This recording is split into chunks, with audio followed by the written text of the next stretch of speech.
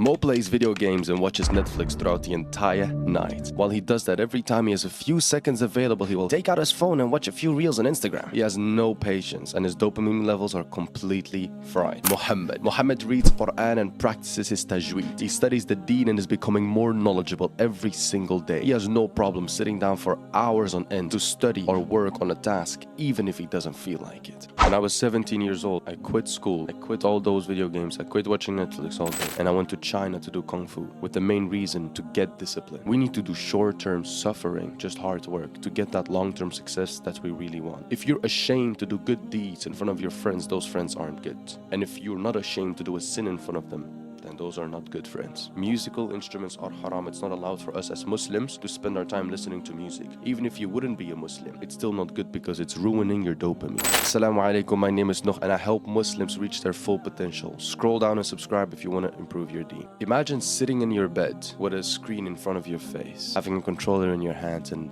playing all night until you see at the side of your eye the sun is coming up. You see light. That was me. The feeling that you have at that moment. Well, if you are not familiar yet with self-improvement, at that moment you don't care. You're like, oh damn, it's literally daytime. I should probably go to bed. I've been playing games all night. Back in the days, especially when I was younger, it was normal to just play video games all night. It was normal to just watch Netflix. It's not that big of a deal. All you're doing is you're going to school and that is your work really. Outside of school, you don't want to do anything. That's what I felt. The only thing I wanted to do is go out with my friends, do degenerate things and play video games.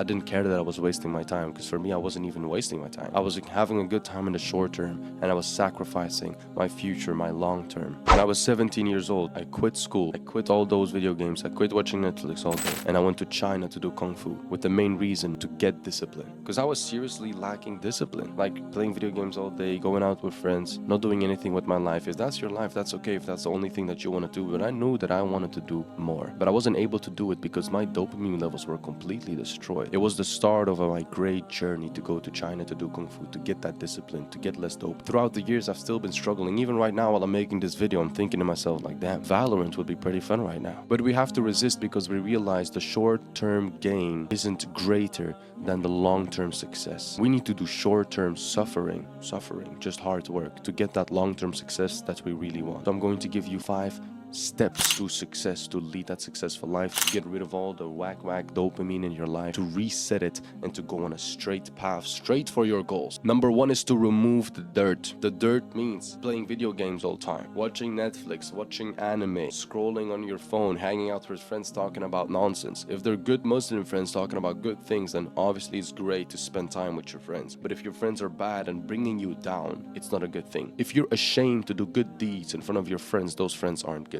And if you're not ashamed to do a sin in front of them, then those are not good friends. Something that should be obvious for us as Muslims, but for a lot of Muslims, it's actually still a daily struggle, which is listening to music. Listening to music is haram. Musical instruments is haram. If you want to have the reference, check Sahih Bukhari 5590. There are more references as well, but this is one of the biggest ones. Musical instruments are haram. It's not allowed for us as Muslims to spend our time listening to music. Even if you wouldn't be a Muslim, it's still not good because it's ruining your dopamine. And lastly, that I would quickly say to add on top of all of this, bad foods and sugars, they can actually ruin your dopamine, ruin your productivity, ruin so many things. We don't even realize it. It's something that I'm still struggling with a lot myself. I don't always eat healthy at all. I eat those sugars, I eat those bad foods, I eat so many carbs that I really need to work on. I'm addicted to carbs, but yeah, that's gonna be for another video. Try to avoid it, okay, and replace it with something good. Which brings us to the next step, number 2, which is replace the dirt with something good. Instead of playing the games, instead of scrolling, start reading the Quran, start reading the Hadith. Don't only read the Quran, memorize the Quran, recite the Quran with tajweed. Try to get better at it. Instead of going through your prayers like Bismillahir Rahmanir Rahim, Alhamdulillahi Rabbil Alameen, go through your prayers like Bismillahir Rahmanir Rahim, Alhamdulillahi Rabbil Alameen. Recite with tajweed. You're going to enjoy it more and it's going to be much better for your dunya and for your akhirah, inshallah. Obviously, if you have school and work, that's awesome. Keep doing that, alright? But outside of school and work, you need to have some kind of project. Obviously, we need to work on our deen, but do something else as well. If you want to actually study the deen more, you know, learn the tafsir of the Quran, learn Arabic more, absolutely, that's amazing. If that's your passion project, then work on that project. But you can also start a business or do something else or do some kind of sports. That could also be your passion project.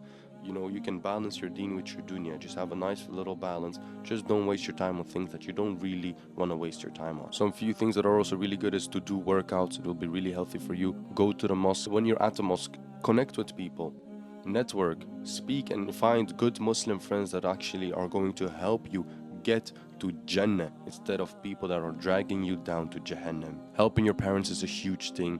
Doing charity and also eating those healthy foods, inshallah. Number 3 is your phone settings, because this little thing can be like a devil for you, or it can be an angel. It can be pretty productive. But if you want to sit down and work, if you want to sit down and study, you want to concentrate, you don't want to have any notifications from your phone. You don't want your phone to be even near you. Now for me, I have it near me, but hey, I've improved my skills a little bit so I can resist it. But especially if you're in the beginning of your journey, and I'm not saying I'm perfect, the phone still catches me a lot of times, but get the phone in another room. Put the notifications off, put on do not disturb. You don't want to be disturbed by anyone. Nobody can reach you. That's okay, because you're working. You're not there to get notified by a little group chat or something and then you're going to be distracted and you're going to start watching reels. This is pointless. Don't waste your time. It's a very important step because we always have this phone on us. If it is work mode, if it is study mode, focus on your work, focus on your studies. Otherwise, you keep getting distracted by this phone that keeps on calling you and getting you out of your workflow. And I would really suggest, even for general use, if you don't want to spend too much time on your phone, put on grayscale on your phone. It's like a color mode that makes your phone just black and white, and it makes it so much less attractive to spend time on your phone. Also, delete all your social media apps. There is no need for you to have them. Just have some kind of connection app, especially if you're doing this dopamine detox. Delete all these social media apps and just replace them with one simple app, which is Qur'anly. I would suggest Qur'anly. You can also just have like Quran.com or something, but Qur'anly, to read Qur'an, is absolutely perfect. You just have this app. Just delete everything from your home screen, or remove the apps, move them somewhere else, and have just one app on your home screen, which is Qur'anly. So every time you do open your phone, if you're not working, it's just doing something like you want to be scrolling or something, instead of scrolling on social media, boom, you just open Qur'anly because it's the only thing you see. Open it up and start reading Qur'an. A much better habit to implement. Number 4, which is a very important step as well, this is going to help you so much. It's to have an accountability partner, to have some kind of brother or a brotherhood that will keep you accountable for your actions. If you already have like a really good Muslim friend, awesome. I would suggest just using him. If you would like me to personally help you, guide you, support you, keep you accountable for your goals, you can check the top link in the description and to see if you qualify for my one-on-one coaching calls. Number 5, lastly, is your goals and your milestones. This is extremely important because it makes the journey more fun and we can see the progress that we've been making. For example, how much Quran did you read and how much Quran did you memorize? How long did you read Quran in one session? These are metrics that you can track, and very nice ones. You see, okay, I've been struggling to read Quran a bit. I've read 1 page. Nice, good job. Maybe try to do 2 next time. Scale it up to 5, 10, 15, 20. Instead of reading 5 minutes, try 10 minutes, 15 minutes, 20, 30, 50, an hour. Try to keep track of it and try to get better. Try to like push yourself to always reach your limit, to reach your PR. What is my personal record? What is the longest time that you've read the Quran? If I ask you right now, what is your answer? If I'm going to be honest with me, for me, it's probably, maybe it's only an hour. To be honest with you, I would love to say that, yeah, I bang out 3-hour sessions. I don't. Like, I'm trying to work on it myself right now, and it is the last 10 days of the Ramadan while I'm making this video. So inshallah, I really hope that I'm going to do some banging, because I have been slacking a little bit when it comes to reading the Quran. Hopefully these last 10 days I can bang out some big hour sessions and finish the Quran before Ramadan is over, inshallah. Some other good goals and milestones to have and to keep track of. What is your, if you go to the gym, obviously, what is your PR? Dhikr, a very nice PR to also take count. What is the max you've ever done? How many times did you say astaghfirullah in one time? Was it 33? Is that your max? Is it 99 or 100? Did you do 200, 300, 500, 1,000? Have you reached that number yet? Because that would be pretty cool. Imagine that you just said 999,000. 1,000 times dhikr, 1,000 times astaghfirullah, mashallah, that would be very nice. Another very beautiful metric to keep track of is how many times you're actually going to the mosque. Do you only go to the mosque for Jum'ah once a week or once a few weeks? Do you try to go to the mosque on a daily basis for one specific prayer, for example? Every day I'll go to the mosque for Fajr, or every day I go to the mosque for Isha. That's amazing. That's a great improvement. keep track of it and try to improve it. Maybe you can go 2 times a day and scale it up to 3, 4, 5 times, inshallah. Something else, if you really get into memorizing the Quran, inshallah, we all want to become hafid of the Quran, and you really come into this, reciting, you want to recite with tashweed, you want to recite with a beautiful voice, I would suggest to record yourself and record how you are reciting, so that a week from now, 2 weeks from now, a month from now, 6 months from now, you can listen back to your recordings and be like, wow, I sounded like that. MashaAllah, I have made a huge improvement since then. It's very nice to keep track of. It's pretty hard to put up a specific milestone on tajweed. You just want to try to improve your voice little by little. I would suggest having someone who knows more than you about this. Otherwise, what I do, for example, to be able to recite the Quran more better, is I just listen to reciters that I really like and I try to just imitate them. It's kind of simple. That's what I do. Listen and imitate. The last metric that I will give you to track is how many prayers that you do.